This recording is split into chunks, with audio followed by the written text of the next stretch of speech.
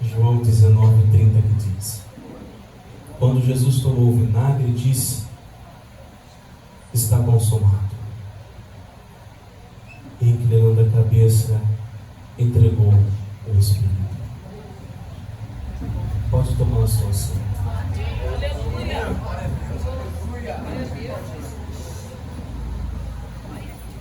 Eu peço por uma vez e não pedirei mais. Olha para o seu irmão que está ao seu lado, sua irmã, e diz isso para ele sorrindo. Diga: você é mau.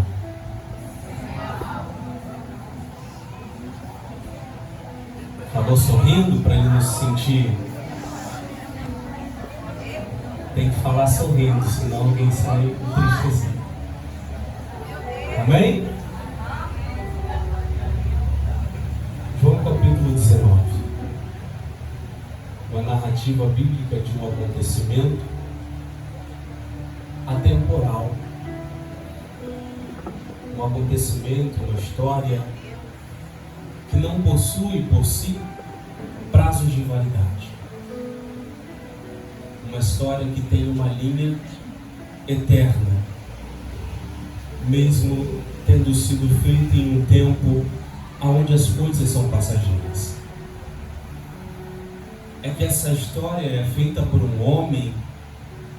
O apóstolo Paulo, falando sobre ele, dizia: ele não usurpou pelo fato de ser igual a Deus, antes se esvaziou de sua glória. João capítulo 1 diz: o verbo era Deus e o verbo estava com Deus. E ele, fazendo essa narrativa sobre o verbo, ele diz: e habitou entre nós.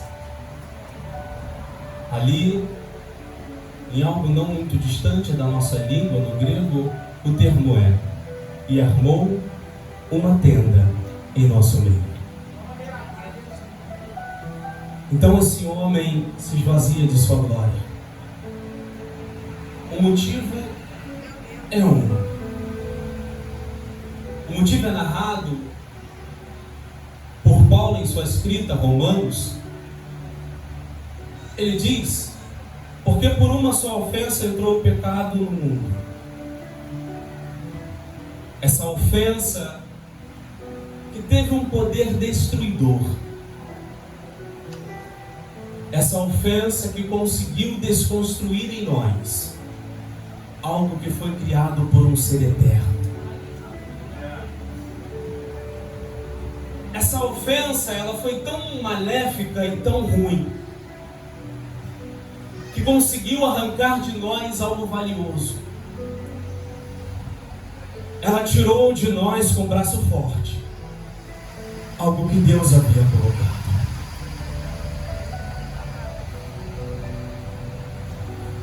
Tudo lindo, tudo perfeito e bem criado. Deus pega o homem e coloca no lugar onde ele criou, com maravilhas. O próprio nome Éden, do hebraico, e trazendo para o português, nos dá delícias. Era um jardim de delícias. Um jardim aonde não tinha choro. Um jardim onde na virada do dia o homem sentia a presença de Deus. O próprio Deus conversava com o homem, pois ainda havia dentro do homem algo que o próprio Deus havia colocado. Mas o homem, escutando uma palavra distorcida pela serpente, nós vemos no jardim um episódio marcante. Observamos no jardim uma história deplorável. Uma queda que atravessou tempos e anos, décadas e estações. Uma queda que ficou marcada na humanidade, trazendo morte a todos os seres humanos. Ali o homem rompe, quebra, desconstrói, ele desfaz, ele não faz caso daquilo que estava dentro dele. A imagem e a semelhança de Deus. Agora esse homem chamado Adão tem um filho com a sua mulher. E a Bíblia é bem clara em dizer: e a sua imagem e sua semelhança o fez. Não tem mais a imagem e a semelhança de Deus. Agora o outro homem nasce com a imagem de um homem caído. Ao ponto que mais à frente Deus vai dizer para Noé: o homem é mau desde sua meninice. Davi mais à frente diz: eu fui formado em iniquidade no ventre da minha mãe, e em pecado eu fui concebido. O homem tem uma marca, o homem tem algo destruído dentro dele. Levanta-se gerações, caem gerações, levanta-se anos, passam-se anos, mas o homem ainda tem algo que está destruído dentro dele. O homem ainda tem uma sede. O homem ainda tem uma fome. O homem ainda tem uma carência. O homem sabe que tem algo dentro dele chamado vazio, que não pode ser suprido pela glória do mundo. O homem sabe que tem uma sede dentro dele que a água em que nós bebemos não pode saciar. O homem tem a ciência de que há uma fome dentro da alma dele, que o pão que ele come não consegue matar essa fome. O homem sabe que tem algo que foi quebrado. O homem sabe que tem algo que está caído.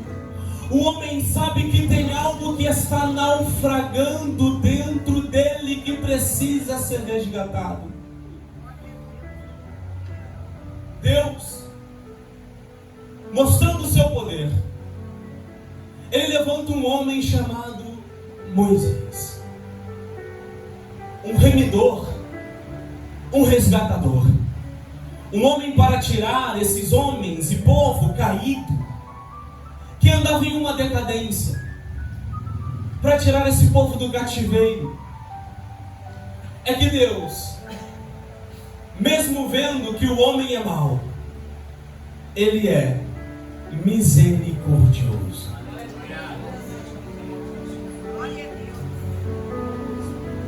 Existem algumas pessoas que mesmo durante um culto como esse, mesmo no momento dos louvores, mesmo no momento onde Deus manifesta a sua glória,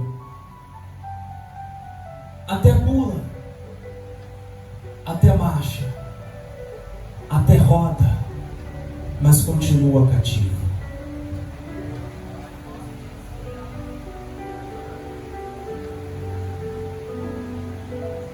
Até fala em mistérios, mas continua preso.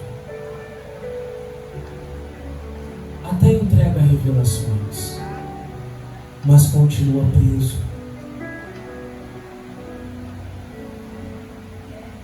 Até o julgamos como profeta ou profetiza, mas continua preso.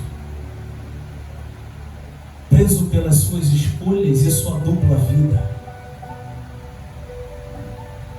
Aonde na igreja fala muitas línguas estranhas, e na rua a língua chega a ser tão estranha que sai até palavrão.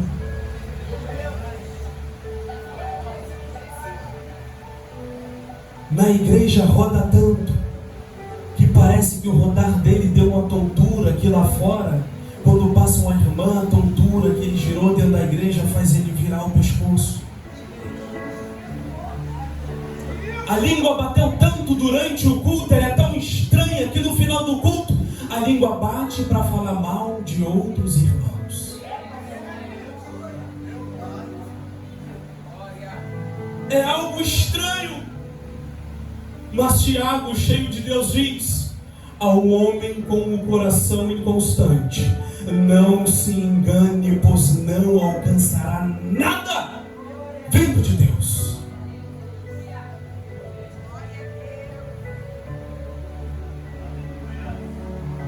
A língua é tão ligeira, ao ponto que no capítulo 3 da sua escrita, no seu livro universal, Tiago diz: é uma pequena fagulha que põe fogo em um grande bosque. E por isso, continua preso. Então, o tempo todo, a palavra de Deus, ela olha para nós, a glória de Deus, ela chega até nós, a santidade de Deus, ela chega até nós e diz: você é mau. Eu sou bonzinho, eu ajudo a irmã a atravessar a rua. Não, porque eu dou cesta básica.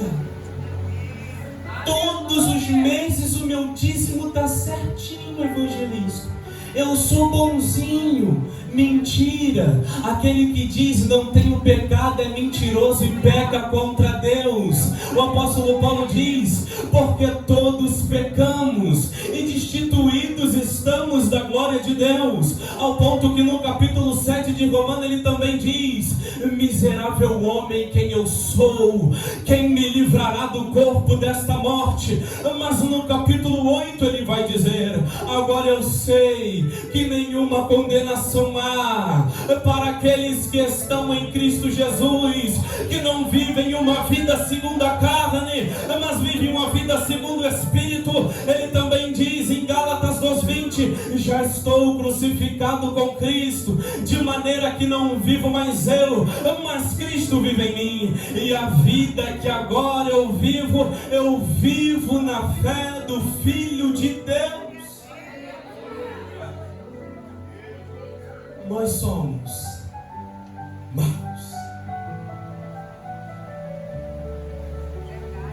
Então esse povo caído precisa de um Redentor.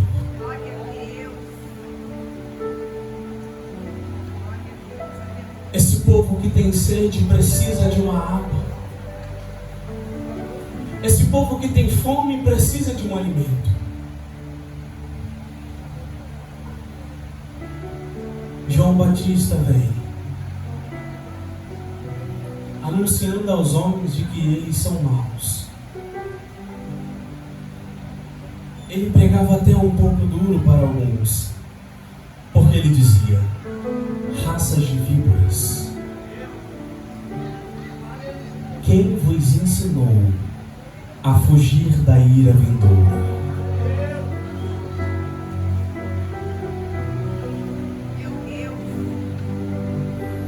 Por sua vez, ele também dizia: arrependei-vos, porque é chegado o reino do céu.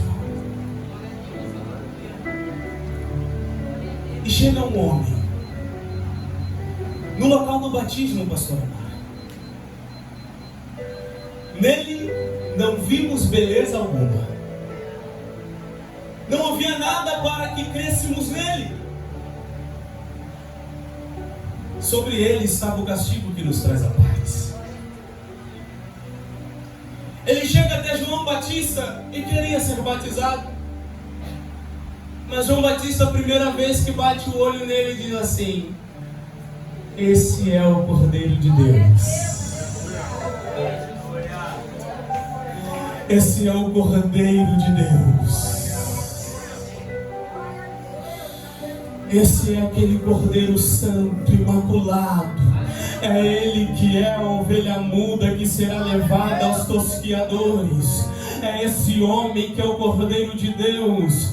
não tem uma boa aparência, não havia nada para que crêssemos nele, mas ele é o Cordeiro de Deus que tira o pecado do mundo. Ele é a luz dos homens, nele está o castigo que nos traz a paz. E João Batista olhando para si, um homem mau, olhando para ele, um homem santo, olhando para si, um homem caído, olhando para ele, um homem glorioso, olhando para si, um miserável, olhando para ele, não havia pecado algum. Ele diz: eu não sou digno de me agachando e desatar as sandálias dos seus pés.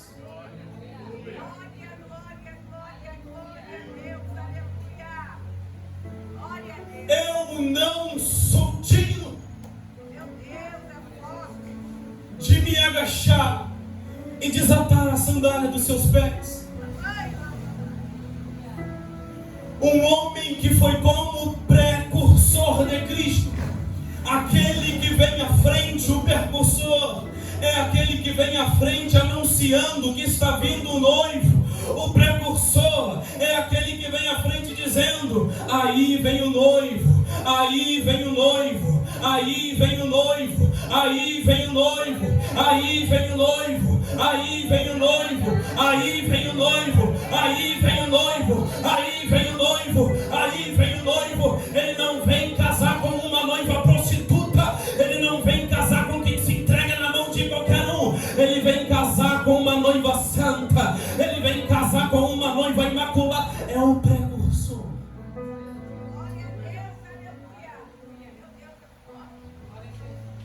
E esse homem diz: não sou digno.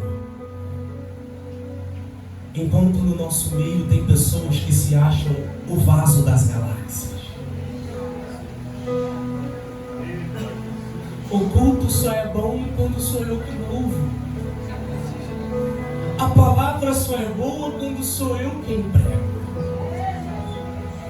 Eu não gosto quando fulano faz, seria melhor se fosse eu.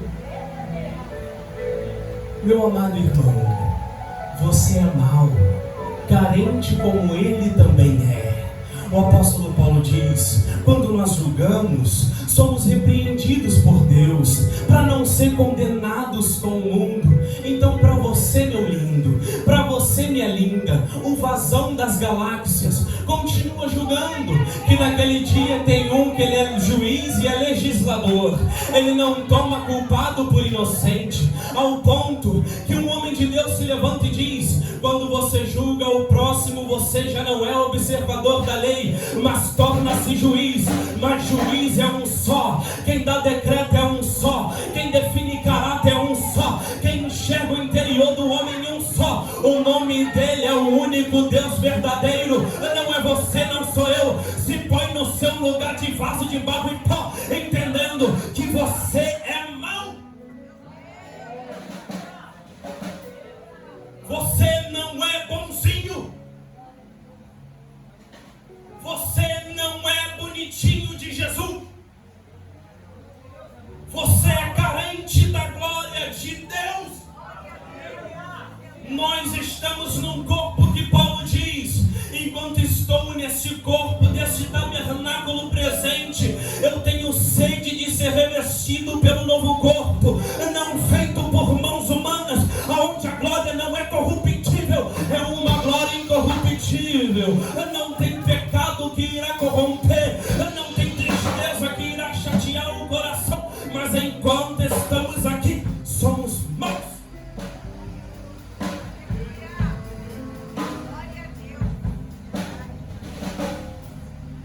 Então João nos é chamativo. E agora caminhamos para o fim da mensagem. Após João Batista cumprir o seu evangelho, desculpa, o seu propósito, melhor. Os quem anuncia o evangelho, as boas novas, é Cristo, e decreta um novo testamento. Agora, após a morte, está vindo a água daqueles que são sedentos. o pão daqueles que têm fome, a casa para os que são desabrigados, a vida para os que estavam mortos, a salvação para os perdidos, o caminho para aqueles que estavam sem rumo, o descanso para aqueles que estavam cansados, o alívio para aqueles que estavam atribulados. Ele pregou. E ele, diferente de Gênesis 3, não foi distorcido. Ele era a palavra viva. A serpente tentou se chegar a ele no capítulo 4 de Mateus, para tentar fazer como fez com Eva. Só que, presbítero Guilherme, a serpente se enganou no deserto. No jardim tinha uma Eva que não foi muito bem instruída, embora sabia o que podia e não podia fazer. Ali ela começa a confundir as instruções, ela também começa a distorcer a palavra. E agora a serpente, meu pastor, tenta fazer a mesma coisa no deserto, só que aquela palavra não tinha como ser distorcida, só que aquela palavra não tinha como ser corrompida, só que aquela palavra olhou para a serpente e diz: nem só de pão viverá o homem, mas de toda a palavra que procede da boca de Deus. Agora a serpente tenta anunciar a glória, só que ela se enganou. Estava anunciando a glória da terra, aquele que é o rei da glória no céu. Levantai a cabeças, ó portas, levantai, ó entradas eternas, que aí entrará o rei da glória. Quem é o rei da glória? O Senhor dos exércitos. Ele é o rei, ele é o rei. Não tem serpente, não tem demônio, não tem diabo, não tem opositores que possa distorcer essa palavra. Ele é o rei da glória.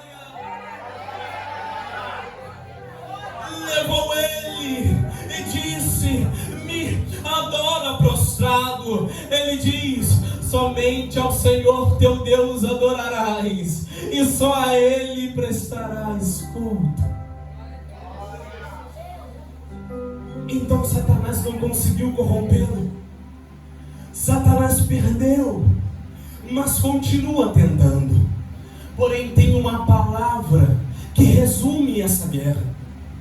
A palavra após a queda foi: da semente da mulher nascerá ele esmagará a cabeça da serpente, e a serpente o ferirá no seu calcanhar. Agora ele está lutando com a serpente o tempo todo. A serpente consegue colocar no coração de um daqueles que estavam com ele, para que o vendesse e que ele fosse entregue nas mãos das autoridades. A serpente encheu o coração desse homem. Não vou ficar nesse parêntese, mas só falando para a gente conseguir entender. É que tem pessoas que mesmo estejam andando, abre aspas, com Cristo, fecha aspas, ainda continua com o coração aberto para a serpente. Existem pessoas que mesmo que estejam em todos os cultos, a porta do coração ainda está aberta para a serpente. Mas como que a serpente fala? De uma só maneira: olha lá, a irmã está te olhando com cara feia, sendo que a irmã não está nem olhando para ele ou para ela. Olha lá, não fala contigo porque não gosta de você, só que o irmão só chegou cansado do trabalho e quer ir embora para casa. Olha lá, como é soberbo. Não é isso, irmão, é que cada um tem seu dia de rasgar e costurar o que se rasgou. Então se põe no seu lugar, não deixa a serpente entrar no seu coração, mas deixa a palavra, como o salmista diz: guardei a tua palavra no meu coração para não pecar contra ti. Ele também fala: lâmpada para os meus pés e a sua palavra, e ele é luz que ilumina o meu caminho. Então ele deixa a serpente entrar no seu coração.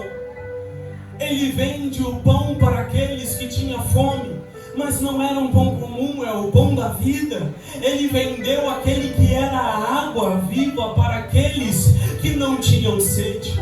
Esses homens, se achando aqueles que poderiam julgar qualquer um, com a sua autoridade dada por impérios e impérios, eles chegam em um veredito após julgarem aquele que veio redimir a humanidade. O veredito foi: colocou ele do lado de um ladrão e salteador, e ele, sendo santo e incorruptível, colocou ele do lado de um homem mau e caído, e ele bom e reto, porque ele era o próprio Deus. Sabe o que disseram para ele? Algo em uma voz só: crucifica-o.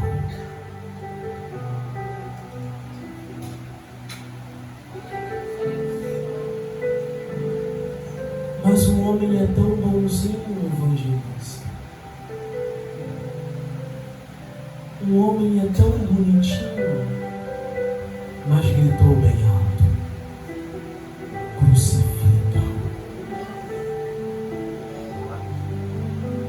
Tão sabedor, mas gritou bem alto: crucifica-o.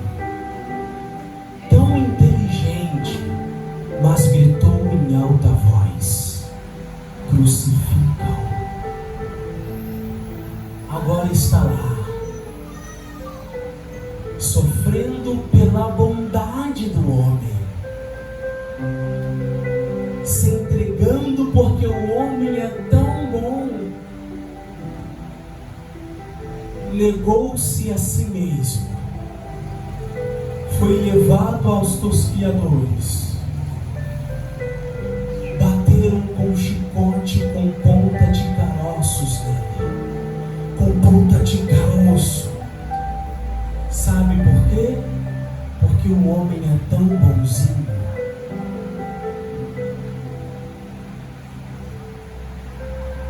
Ele foi entregue nas mãos dos ímpios. Ele suportou tudo. Não abriu a boca. Carregou a sua cruz de dentro para fora do arraial. O Gólgota ficava um pouco depois dos muros. Ele, com a cruz nas costas, foi até após o muro, escutando: você salvou tantas pessoas, salva a ti mesmo. Ele não abriu a boca como nós fazemos e às vezes falamos: sou crente, mas não sou bobo. Ele não fez isso. Ele não disse: sou crente, mas comigo o negócio é diferente. Ele não fez. Não. Ele continuou no silêncio.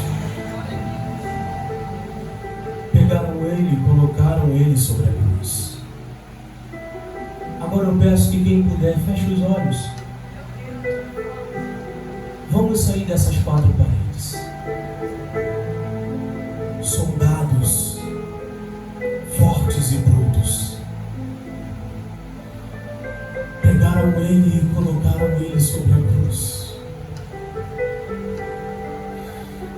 O homem não conseguiu enxergar a vida que estava nele.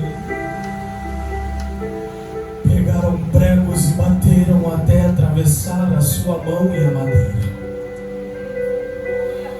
Prenderam também os seus pés.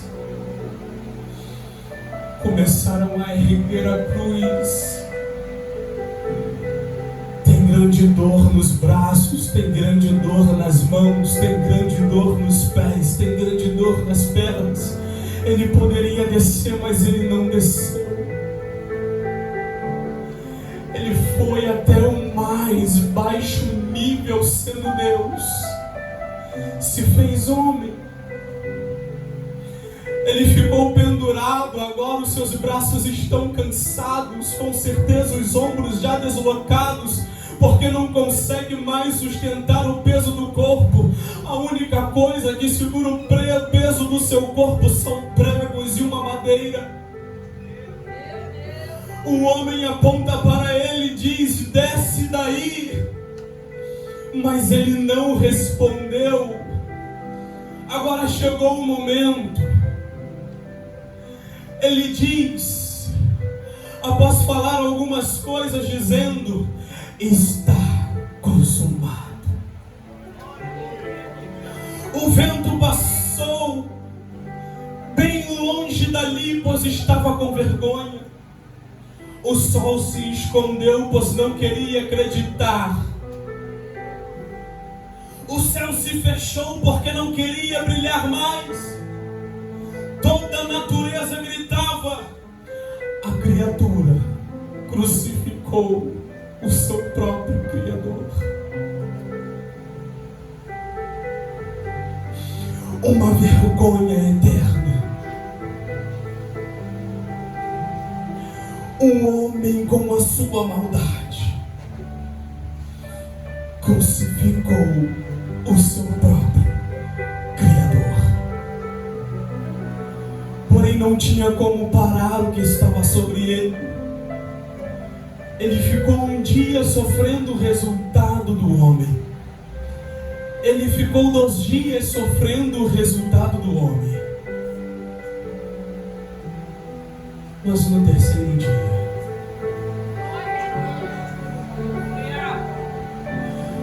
mas no terceiro dia, mas no terceiro dia, mas no terceiro dia, mas no terceiro dia, no terceiro dia ele anuncia a vitória. No terceiro dia ele anuncia a vitória sobre a morte. No terceiro dia ele anuncia que agora nele nós temos vida eterna. No terceiro dia ele anuncia que mesmo sendo mal nós temos remissão. No terceiro dia ele anuncia que mesmo sendo caído ele nos levanta. No terceiro dia ele nos anuncia que mesmo estando distante ele nos aproxima no seu sangue. No terceiro dia ele anunciou: eu agora sou o único mediador entre Deus e o homem. Eu agora sou o único que pode dar vida. Eu agora sou o único que purifica o seu pecado. Eu agora sou que lavo você no meu sangue e que te dou vida e que te levanto. Tenho poder nas minhas mãos. Eu posso restaurar a sua família. Eu posso restaurar a sua história. Eu posso restaurar a sua vida. Não tem tempo perdido para mim. Eu tenho poder. Todo poder é me dado no céu e na terra. Eu tenho poder para repreender os demônios. Eu tenho poder para levantar o caído. Eu tenho poder para dar vida e vida com abundância. Todo poder é me dado.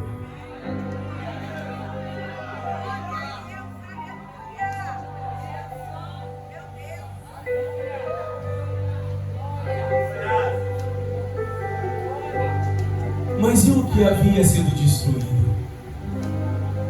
Ele reconstruiu.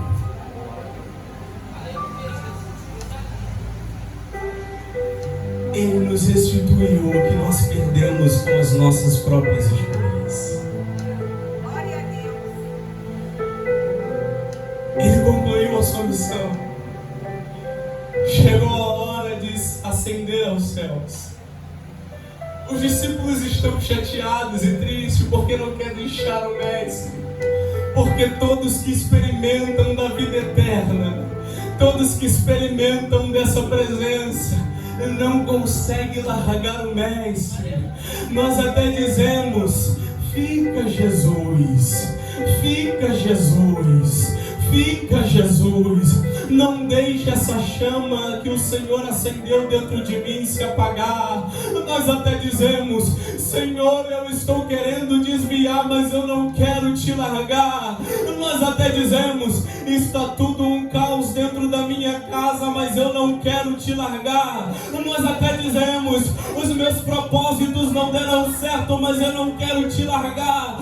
Me renova, Senhor, me ajuda, Senhor. Eu sou mau, mas tu é bom. Eu estou caído, mas tu me põe de pé. Porque o seu poder, porque a sua graça, ela se aperfeiçoa, ela se aperfeiçoa mas ele tem uma palavra de ânimo. Pergunte igual: eu não vos deixarei órfãos.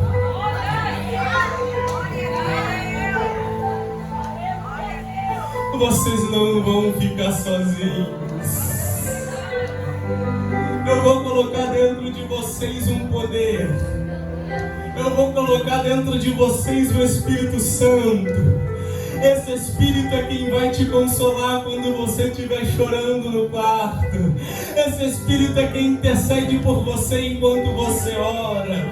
Esse Espírito é quem te enche de poder quando você está fraco. Esse Espírito que te mostra o caminho quando tudo parece estar escuro. É esse Espírito que quando você diz, parece que as promessas nunca acontecem, parece que ele nunca vai voltar, ele te faz lembrar 2 Pedro 3,9: não tem por tardio a promessa de Deus, pois aquele que prometeu, ele é fiel para cumprir, e ele é longânimo para convosco, não querendo que ninguém se perca, mas que todos cheguem à salvação. O apóstolo Paulo em Romanos 8,18 vai dizer: não é digna a tribulação desse tempo presente serem comparada com a glória que há de ser revelada em nós. Que glória é essa, apóstolo Paulo? Quando ele recolher a sua igreja que sofreu, quando ele levar os seus santos que resistiram à tentação, ali não haverá mais morte, ali não haverá mais choro, ali não haverá mais tristeza, ali não haverá mais dor. Nós seremos transformados e poderemos dizer: valeu a pena, mesmo sendo mal, ter servido a Ele, e valeu a pena ter renunciado, e valeu a pena permanecer firme, e nós cantaremos: Santo, Santo, Santo, Santo, Santo, Santo, Santo, Santo. Só quem vai cantar santo, só quem vai cantar santo, só quem vai cantar santo, só quem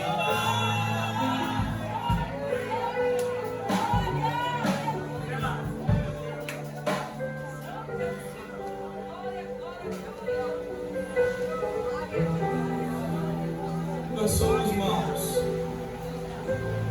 mas Ele deu a vida dele por nós. E nele nós encontramos salvação.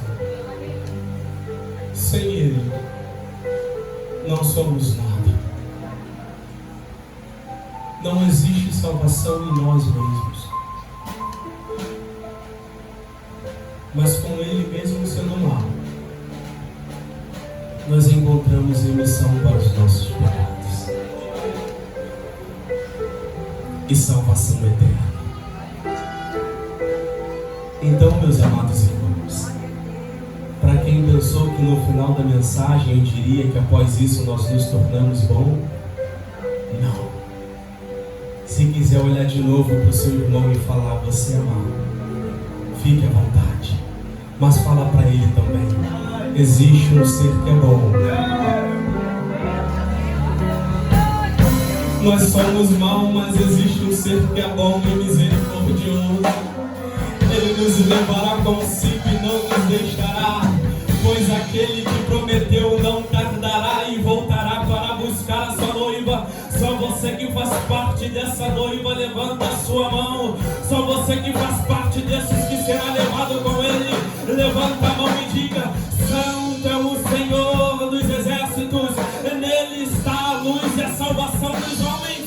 E assim eu agradeço a minha rica oportunidade em nome de Deus. Glória a Deus, né? O Senhor Jesus.